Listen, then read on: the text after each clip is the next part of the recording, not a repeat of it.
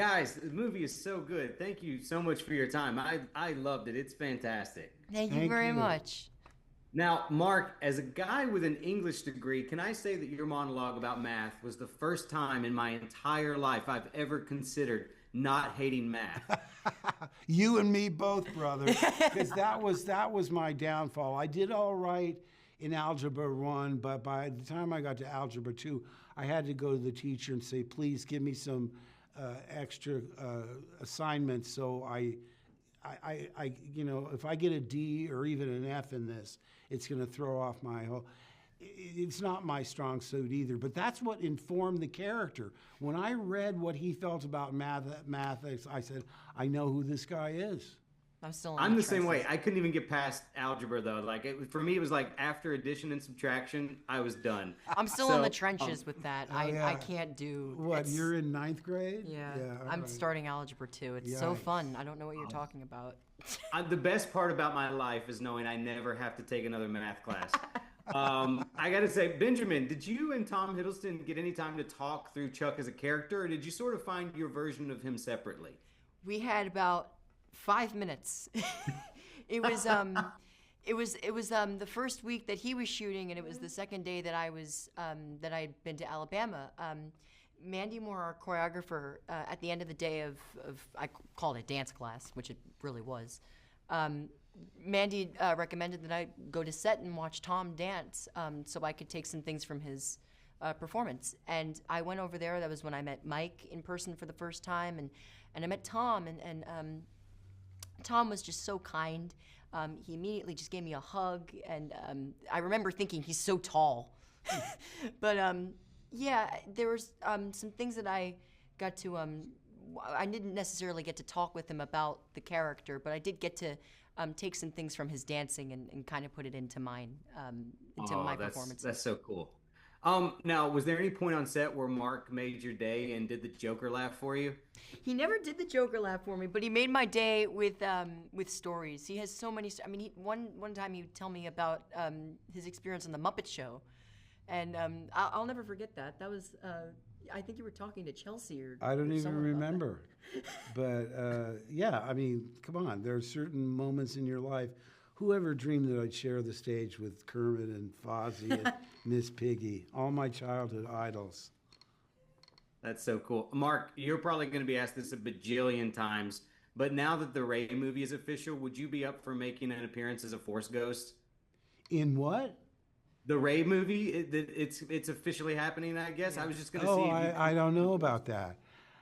Listen, I am so grateful to George for letting me be a part of that back in the days, the humble days when George called Star Wars the most expensive, low-budget movie ever made. We never expected it to become a permanent franchise and a part of pop culture like that. But my view is like, I had my time. I'm appreciative of that, but I really think they should, focus on the future and all the new characters. And by the way, when I disappeared I left my robes behind, and there's no way I'm going to appear as a naked Force ghost. I'm just letting you know that right now. Okay, all right. I respect that. Well, this movie, like I said, you guys are fantastic. Mark, I love that monologue so much about math. So thank you guys too, and very that's much all for your Mike time. Flanagan. What a great writer. Mike, sir, I'm such a fan of your work, and this is a beautiful movie. It feels like it's going to be your Shawshank Redemption or your Stand By Me. So thank you very much for your time. Oh man, thank you, Chris. That is a huge thing to say. Those are two huge titles to drop. So thank you, dude. Some of my favorite movies of all time. Me too. Yeah, I love this movie. I genuinely can't wait. I'm going to take my son to see it next week when it comes out. So he's 17. We love these movies, and so I'm very excited for that. Now, I wanted to say, I've heard you say that this movie is something that you wanted to leave behind for your children, and I was curious of that perspective. Did it shape how you approach the film, or did that feeling sort of bubble up as you were in the middle of filming? No, it kind of informed why I wanted to make it to begin with.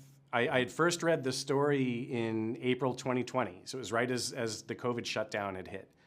And having to kind of explain to my kids what was happening in the world, and trying to kind of hide from them the degree to which I felt anxiety and dread, and keep them optimistic and keep them hopeful.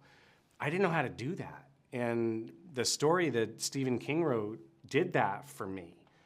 And when I put it down, I was so moved by it. It immediately struck me as I want there to be a movie that can do this for my kids the way I felt it when I read it. So they were always kind of the engine for it, and it informed every creative choice. It was really, my audience was them for the longest time, and we didn't have a studio kind of involved to point me any other way, so it got to stay pure that way. Dude, I love that. That's so sweet. One thing I wanted to bring up, I know you've got Carrie coming up next, but for the sake of everyone still holding out hope, can you promise that The Dark Tower is still coming? Yes, I can. So The Dark Tower, it's not that I've put it down, it's just that the thing is so big. It's like building an oil tanker. So The Dark Tower, we've been moving it forward this whole time. It's just, that's how big it is. Oh, man. But yeah, it's constantly in the works, and you better believe, as often as you guys may want to ask about it, Stephen King is asking me about it more. And I'm not going to let him down. So, yeah. That's incredible. As a big giant nerd, also, I have to tell you, I freaked out when I heard that you wrote an entire Clayface script. You can't say much, if anything at all, but I would love to know if your script was at all inspired by Clayface's backstory in Batman the Animated Series. Of course it was. I mean, that is the perfect, Feet of Clay, Ron Perlman, I mean, is kind of, to me, that's it. It's that two-parter knocked me out. And I think, so yes, the short answer is absolutely that is what inspired my script. That is the world I wanted to live in. Batman the Animated Series, when I was growing up, was my Batman. As much as Keaton was my Batman, the animated series really was my Batman. It's why Mark's always going to be my Joker. But I was about to say, this must have been a dream for you working with Mark on this. Oh yeah, I'll tell you, when we did Follow the House of Usher together, there was a day where we were talking about it so much, Mark made us all close our eyes, and he did the voice on set. One of the greatest days of my life. But yeah, cool. So I don't know what they're doing with Clayface. I'm not directing it, and that filmmaker will need to make it their own. And I know that they're doing work on the script. I'm off doing other things now. I really hope it remains true to the spirit of what I wanted it to be. But it's not my movie, so I'll be in the audience with you, anxious to see how it comes out. Guys, the movie is wonderful, and you are wonderful in it. Thank you so much for your time. I really appreciate it. Thanks. Pleasure, thank you. Now, Chiwetel, I absolutely loved the scene with the cosmic calendar, and so much that I wish you were my teacher at one point. What was your first reaction to reading that in the script, and did it shift your own perspective of time in any sort of way? Yeah, I loved reading it in the script. I was familiar with the overall concept of that, but I just hadn't heard it like that, I just hadn't heard it and in the fuller context of what's going on and the layering of it, the fact that he's having this conversation with his ex-wife who is, and they're trying to kind of figure out what all of this means, and trying to understand how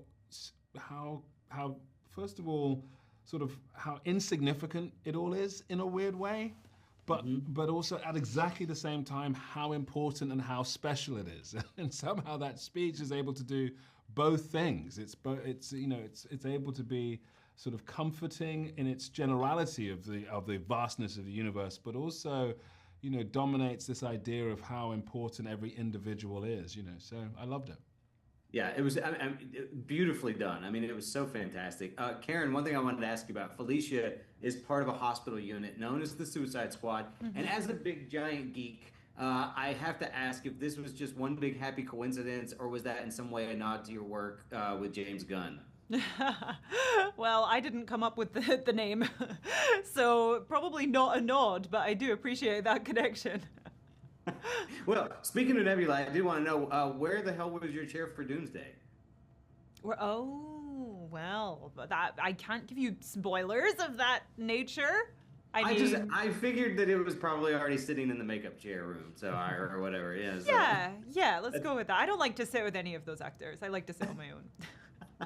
No, guys, I wanted to say, that, yeah, Life of Chuck. I mean, it's such a beautiful film. I mean, for me, it was. I really think this is going to be like top three Stephen King adaptation with like Shawshank and Green Mile, those kinds of movies. I loved it so much.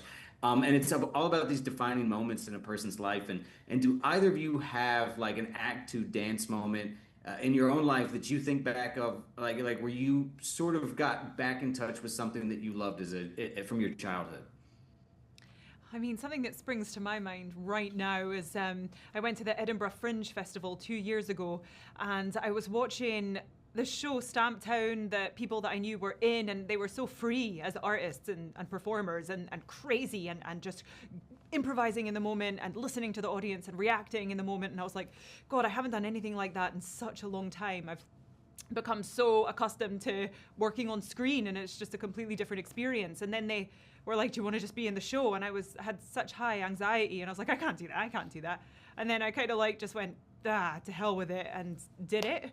And it was like exhilarating. I mean, I haven't felt that alive in a really long time. And I would say it's really equivalent to sort of just going, to hell with something, and then just experiencing joy. Ah, man, good to Mr. see you, Lillard, man. we meet again. How are you, dude? Dude, I'm great. And I gotta say, you are so good in this, man. It's some of the best acting of your career. I mean, it teared me up, dude. Fantastic work. Thanks. I want to know, how nerve-wracking is it to come in for one scene and just really, swing for the fences in a film where there's so many legends on board with powerful monologues? Yeah. It was terrifying. I'm not gonna lie to you, because Mike and I had become friends, and so on top of it, you're going to meet with a guy. You're going to work on a friend's film. I knew that reality was that I want to be in his world. I want to be part of that sort of traveling band of actors he works with. And so, because we were friends, and because I know that if it went well, then maybe I'd get a chance to work with him again. And luckily, I am. I'm going off to do Carrie on. We premiere on Monday here in LA, and then Tuesday I go to work. So yeah, so it was nerve-wracking, but I was really, at the end of the day, really proud of the work, and that's all you can really hope for. Yeah. Now, Life of Chuck is all about the defining moments in a person's life. I was curious if you have an act two dance moment in your own life where you got back in touch with something that you really loved and enjoyed from your childhood. Yeah, I mean, it's probably the creation of Beetle and Grimm's. And Beetle and Grimm's is we 5 years ago, with my buddies I play D&D with. We started a company that's built on building high-end premium experience around Dungeons and Dragons, and sort of taking my love of D&D, applying, sort of a business acumen with my friends and building a company. Has definitely been an act two sort of dance party that's been really fantastic. So, what was your first reaction to this script, especially given how different it is from typical like Mike Flanagan or Stephen King stories? Um, my first reaction was I wish I had a bigger part. That was the first. It's I've so always. but that scene is, I mean, it's so, the way you come in is so good, man. I mean, I love cameos like that where somebody comes in and just takes a scene. Plays, yeah. I'm really lucky. I mean, it was the part you read it, you're like, oh my God, it's a little overwhelming. Mhm. That look, it could have just been exposition, but I felt like, I found this little beat of like humanity in it on the day that really added to the beat. Mhm. Um, but yeah, it doesn't look, sometimes you magic happens and you don't really expect. I mean, the fact that at some point in that scene I found like something started to happen to me, and it started to crack a bit. And so, sometimes that happens and sometimes it doesn't, but I'm lucky enough that on that day, in that moment, you know, a lovely little piece of work came out that I'm really proud of. Yeah, man, it was a beautiful moment. What message are you hoping people take away from your performance and Wait, the go film back. in general? You Okay. asked me that. Sorry. Give him another minute. You asked me a question halfway through, Chris. I forgot what the fucking question was. So, Just hold on. You just about your reaction to the script, right? I mean, oh, that the was script. Okay, good. Oh, yeah. Okay. Let me take two. okay. Okay. I think my first reaction to reading the script was, I wish my part was bigger. Right? I wish that I had a bigger part. And then I was really happy to see this like beat come through. I found a little piece of humanity in it. And then on the day, I was really proud of the work that happened. It doesn't always happen that way, but on that day, I'm really stoked on how it came out, and I'm really happy that people seem to enjoy it. Oh man, this is like top three Stephen King adaptation for me, man. It's like Uh, Shawshank, Green Mile, and this. I love this movie. Stand by Me probably edges Stand a by Me little. is up there too. Yeah, yeah, yeah. Now last question for you. What message are you hoping that people take away from your performance and the film in general? Well, my number one thing is like, let these movies, these beautiful little tiny movies without an explosion or, a gunshot or some kind of crazy, monster, let them succeed. I mean, my hope is that people find this film in the cinema, they share it with their family, they share it in a black box movie and like sort of have an experience. I mean, to me, that's the number one thing. And then on top of it, obviously the story is emotional and it sort of shines, puts a mirror up to your life in terms of what's important. My third hope, I'm going to say it out loud, is that Mark Hamill gets nominated for an Academy Award because I think he deserves it. This is a beautiful film. I genuinely can't wait to watch it with my son. He's 17 Oh, and perfect. yeah, we love like Shawshank and Stand By Me, and that's where this feels like it belongs in that collection of Stephen King films. And I wanted to know, like, what was your first reaction to either reading King's short story or Mike's script, whichever one you read first, given how different it is from their usual style? Well, honestly, with my experience of both men, it's not that different. King always hits these notes in every short story collection where, in the way that Chuck is the businessman accountant and he's also a dancer. Hmm. Stephen King is ripping the heads off of children, but he's also writing the body, which becomes Stand By Me. And so you even sometimes in the same book, like sometimes you have Apt Pupil and Shawshank Redemption in the same book. And so I was so excited to read this short story in If It Bleeds. It was something that sort of felt like this thing that Stephen was coming to as he gets older, which is wrestling with the idea that death is inevitable in a way that maybe feels more fresh for him now than it did before, and what it Hmm. means when somebody dies. And to take a storytelling mind like his and examine that question is always very exciting. And then when I Right. read the script of Mike's, like I know Mike as a gentle-hearted, family first man. Like that's how I know him. I don't know him as a horror auteur. Well, I do, but like I don't think of him that way. And so when I read the screenplay, his adaptation, it was such a wonderful surprise because it felt like the truth of Stephen King and the truth of Mike Flanagan sandwiched together. And I was so excited to watch it. And then when he suggested the part to me, I was so excited to be a part of it. Oh, I love that so much. That's such a great answer. Life of Chuck, obviously it's very much also about defining moments in a person's life, and I wanted to know if you personally thought of like an act two dance moment in your own life where you sort of got back in touch with something that you loved from your childhood.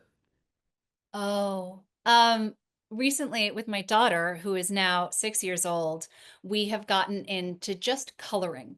Not like adult coloring books and not like those things where you're coloring with a goal, but just like, I don't know, I think I'll draw a flower and then I'll draw an ocean and just like with no end result. You're not trying to make a piece of art, but you're just expressing your like the little doodles in your tiny little soul. And I just love it. I love spending that quiet time with her. That's awesome. Now, did the reverse storytelling, the structure of it, did it shift your perception of Miss Richards in any way? Well, Miss Richards is a very interesting Rubik's Cube of a character, right? Because Mhm. she meets this movie at a bunch of different levels, like a triple tap, where she is a person, right? So she's a teacher in a Right. school in the world. She's also the most influential teacher of Chuck's life. And then she's the most influential teacher of the audience because I Hmm. have to teach the audience sort of what this movie is about. I'm the Yes. Yeah, one. exactly. She's sort of the insight into what is really happening. Yeah. Yeah. But as a performer, I can't be playing that, right? Because then I stick out in the movie and it's not right. I have to play with the scene in front of me, but there is a certain pressure in order Mhm. to deliver it in a way that the audience doesn't feel condescended to. The audience knows we think they're smart and that the audience can then go, wait, what? Act one was act three and it was all in his head. And they need space to have that moment. Mhm. And so in performing that, it was easy for me, and in preparing it, it was easy for me to start to feel overwhelmed with all the different layers. And the best way for me to go about that was to connect again to this teacher who, like Stephen King, like Mike says, is this hippy dippy English teacher who's probably not long for teaching. And she has this one boy in her class that had lost both of his parents and his like unborn baby sister. This horrible tragedy you can barely imagine. He's this very sweet child, and he asks her a question about poetry. And that's it. If I could focus on just that, maybe the rest of it can radiate out behind me. And I hope it worked. No, it did. It's such a beautiful moment. I love the universe. I love what you did with it. So thank you so much for your time. I really Yes, of appreciate course. it. And I can't wait to watch the movie again. Thank you. Thank you.